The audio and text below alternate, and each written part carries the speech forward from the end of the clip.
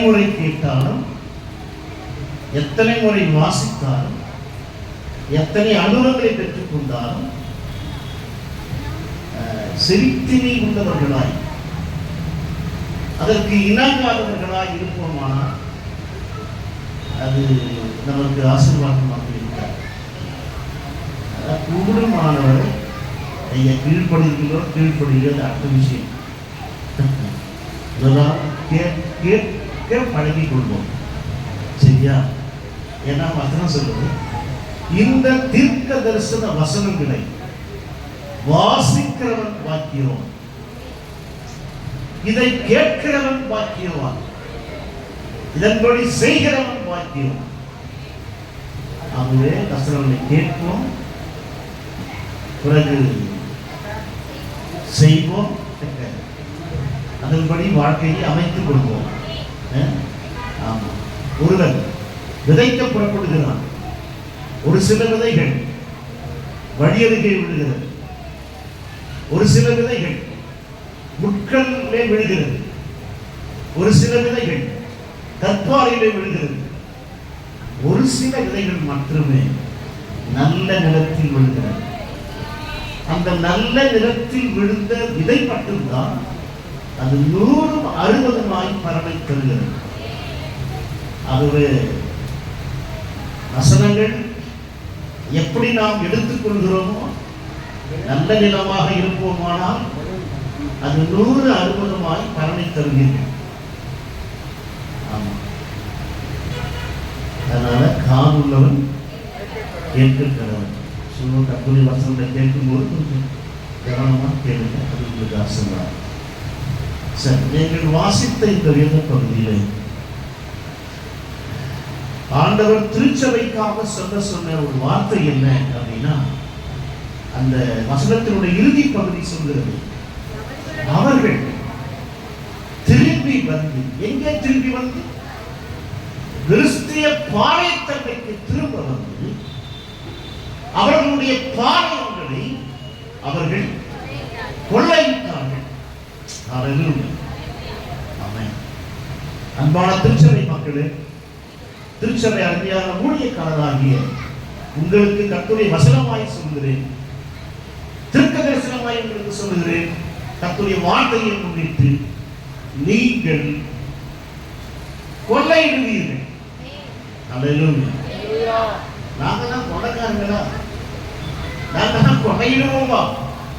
நிச்சயமாக உங்களுக்கு கர்த்தர் வைத்திருக்கிறதான ஆசீர்வாதமான ஆத்துமாக்களை நீங்கள் கொள்ளையிடுவீர்கள். இது கர்த்தருடைய ஊழியக்காரருக்கும் திருச்சபைக்கும் கர்த்தர் கொடுக்கிற கிருபையும் சுதந்திரமாக இருக்கிறது. நீங்கள் பாளையங்களை கொள்ளையிடுவீர்கள். இங்கே திரளான ஆத்துமாக்கள் இந்த பகுதியில் இருக்கிறார்கள், திரளான ஜனங்கள் இங்கே இருக்கிறார்கள். இன்னும் இயேசுவை அறியாமல், இயேசுவுக்கு என்று தங்கள் வாழ்வை அர்ப்பணிக்காதவர்கள், மனப்போன